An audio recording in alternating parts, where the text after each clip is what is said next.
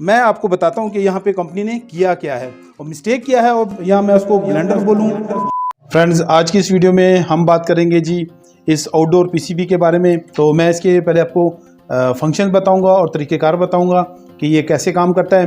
तो देखें, ये यूनिट बिल्कुल नया है, फ्रेश यूनिट है, और इसको एक दफ़ा इंस्टॉलेशन इसकी हुई है और उसके बाद ये इसने काम नहीं किया है, तो फिर इसको दोबारा से वहाँ से उतार लिया गया है।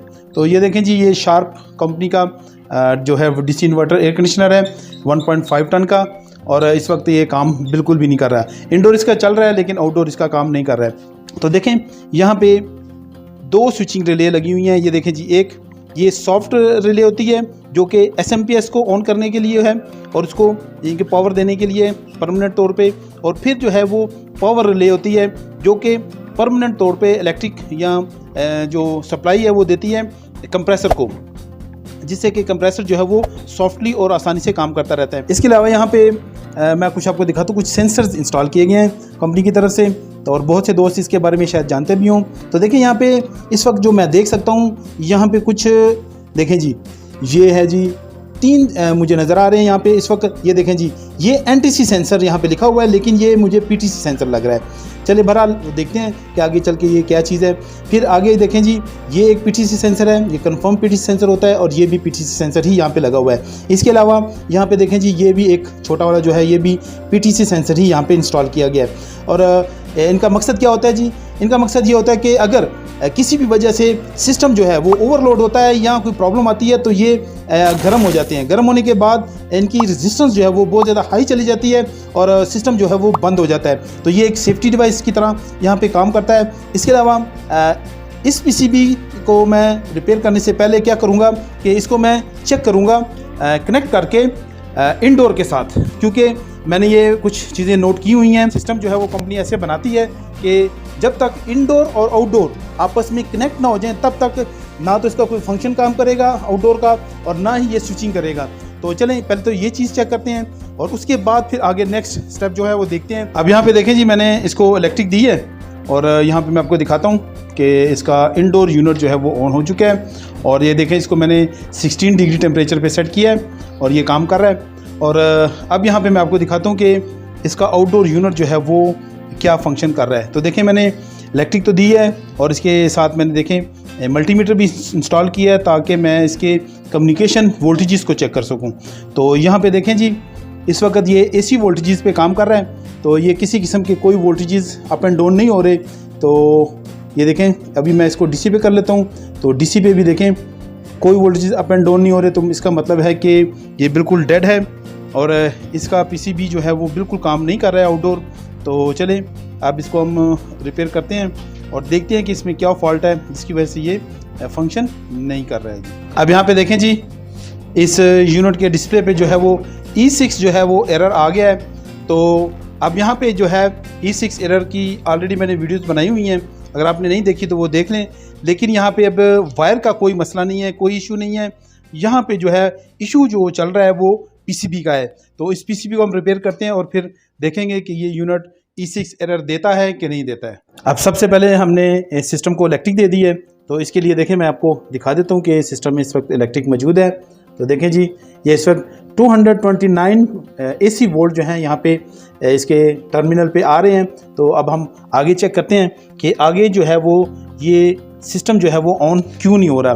तो इसके लिए हमें मुख्तलिफ पॉइंट्स पे इलेक्ट्रिक को चेक करना होगा, तो उसके बाद जाके हम कंफर्म कर सकेंगे कि ये क्या मसला है। तो देखें, यहाँ पे ब्रिज रेक्टिफायर है, तो ब्रिज रेक्टिफायर के जो अंदर वाले 2 पॉइंट होते हैं, यहाँ पे हमें इलेक्ट्रिक मिलनी चाहिए।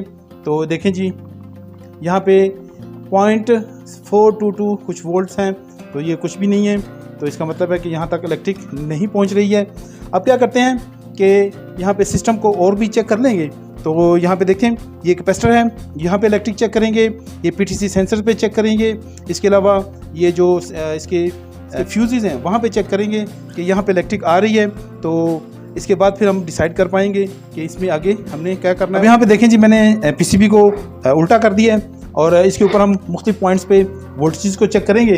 तो देखें, सबसे पहले हम इसके कैपेसिटर पे चेक कर लेते हैं। ये एसएमपीएस का कैपेसिटर है, तो यहाँ पे किसी किस्म के कोई वोल्टेज नहीं आ रहे हैं। और यहाँ पे देखें जी, एक ब्रिज रेक्टिफायर यहाँ पे ऊपर मैंने जो आपको दिखाया ऊपर वाला वो है, और इसके अलावा यहाँ पे कोई और ब्रिज रेक्टिफायर यूज़ नहीं किया गया है, क्योंकि मैंने यहाँ के इस तरह के पीसीबीज़ में देखा है कि अक्सर इस पॉइंट पे जो है वो ब्रिज रेक्टिफायर लगा होता है जो कि एसएमपीएस की ओर सप्लाई देता है। लेकिन यहाँ पे देखें जी, ये सप्लाई आ रही है, ये देखें जी, एक डायोड और दूसरी डायोड, दो डायोड लगी हुई हैं, जो कि डायोड 3 और डायोड 49 यहाँ पे लगी हुई है।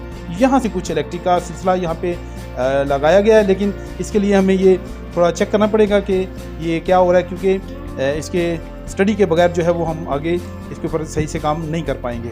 और मुझे ऐसा लग रहा है कि यहाँ पे हाफ ब्रिज इनके वेव्स यहाँ पे यूज़ की गई हैं, तो हाफ ब्रिज के ज़रिए से इस सिस्टम को ऑन किया जा रहा है, लेकिन यहाँ पे सप्लाई जो है वो नहीं आ रही है। देखें, अगर हम यहाँ पे ये देखें जी, ये फ्यूज़ लगा हुआ है और ये फ्यूज़ जो है वो फिर ज्वाइंट है जी। यहाँ पे ये जो पीटीसी सेंसर था, या एनटीसी सेंसर है, लिखा हुआ एनटीसी सेंसर है, तो यहाँ पे इसके साइड ज्वाइंट है। और यहाँ पे फाइनल हम यहाँ पे पहले चेक कर लेते हैं कि जो लाइन फिल्टर्स हैं यहाँ पे बिजली आ रही है कि नहीं आ रही। यहाँ पे 229 वोल्ट मौजूद हैं, तो इसका मतलब है कि आगे जो है वो सिस्टम को इलेक्ट्रिक नहीं जा रही है।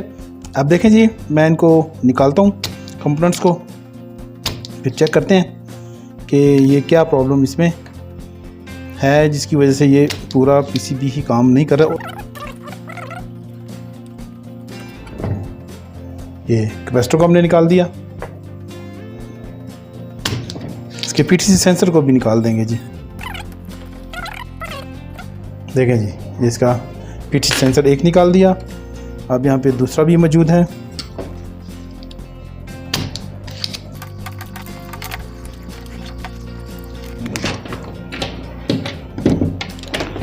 ये जी दूसरा सेंसर भी मैंने निकाल दिया। यहाँ पे इस पीसीबी को ठीक करने के लिए हम इस सिस्टम को समझेंगे पहले। तो देखें, ये इसमें लाइन फ़िल्टर है, ये जी पोजीशन जो है मैं दूसरी साइड से दिखा देता हूँ आपको। ये देखें जी, एक लाइन फ़िल्टर, दूसरा लाइन फ़िल्टर और कुछ कैपेसिटर्स वगैरह लगे हुए हैं ताकि इलेक्ट्रिक को जो है वो फ़िल्टर कर लिया जाए। फिर यहाँ पे इलेक्ट्रिक आ जाती है इस पॉइंट पे, तो ये इसका न्यूट्रल पॉइंट है, क्योंकि न्यूट्रल तार इस तरफ आ रही है और फेज़ तार इस तरफ है, तो ये न्यूट्रल साइड है और ये फेज़ वाली साइड है। इसके बाद ये इलेक्ट्रिक चली जाती है जी यहाँ पे पीटीसी सेंसर में, मैंने निकाल दिया हुआ है लेकिन पॉइंट उसके यहाँ पे मौजूद हैं। इसके बाद देखें, ये लाइन जा रही है ऊपर और फिर दोबारा से पीटीसी सेंसर में जा रही है, और फिर यहाँ पीटीसी सेंसर से फिर दोबारा इधर नीचे आ रही है। अब यहाँ पे नीचे आके तो यहाँ पे ये देखें जंपर्स, यहाँ पे पोजीशन आपको नज़र आ रही होगी, पोजीशन है जी जंपर्स की, ये देखें ये पोजीशन है जी।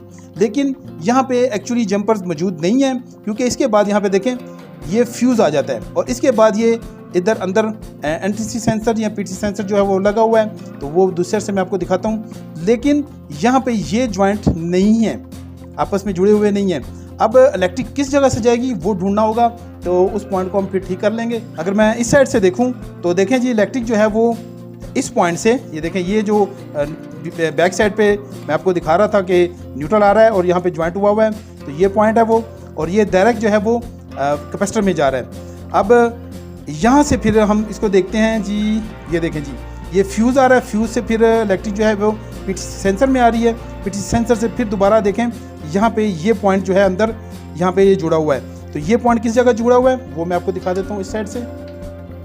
तो देखें जी, ये पॉइंट जुड़ा हुआ है इन पॉइंट से, तो इस पॉइंट पे दोनों आगे जो है वो दो डायोड्स लगी हुई हैं, तो डायोड 3 और डायोड 49, लेकिन यहाँ तक इलेक्ट्रिक नहीं आ रही है।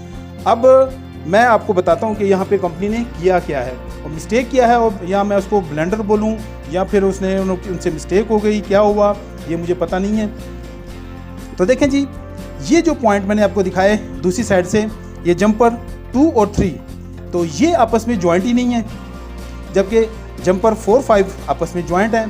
तो उनको ज्वाइंट जो करने थे पॉइंट, वो यहाँ पे 3 और 2 को ज्वाइंट करना था, जबकि 4 और 5 को ज्वाइंट करने की ज़रूरत ही नहीं थी। तो ये ब्लंडर मारा है कंपनी ने कि ये जो जंपर्स हैं ये गलत जगह पे लगा दिए हैं, इनको इस तरफ लगाना चाहिए था। और क्योंकि यहाँ पे देखें, यहाँ पे जब मैं इसको देखता हूँ तो पीटीसी सेंसर यहाँ तक आ गया, इसके बाद इसको इलेक्ट्रिक जो है वो डायरेक्ट इनमें चली जानी चाहिए और यहाँ पे किसी किस्म का कोई जंपर मौजूद नहीं होना चाहिए। तो ये जंपर जो हैं वो गलत जगह लग गए हैं, तो फिर रिले जो है वो इसको आपस में ज्वाइंट कर देगी, रिले के ज़रिए से ये ज्वाइंट हो जाएंगे।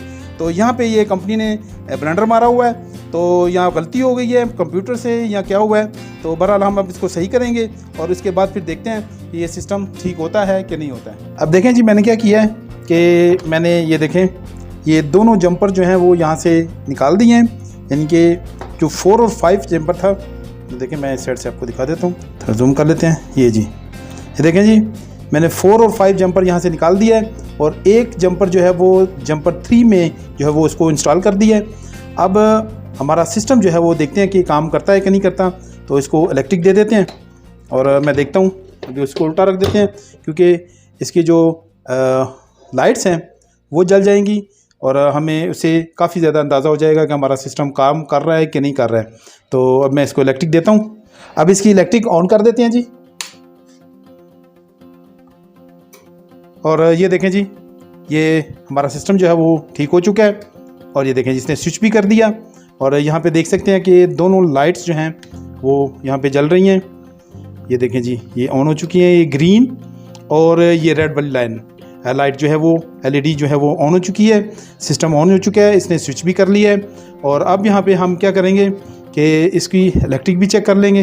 तो देखें जी, इसके जो कैपेसिटर्स हैं इनके ऊपर हम इलेक्ट्रिक चेक कर लेते हैं कि कितने वोल्ट आ रहे हैं, क्योंकि पहले ये यहाँ पे कुछ भी नहीं था। तो अब देखते हैं जी, तो 314 वोल्ट जो हैं वो यहाँ पे बन रहे हैं।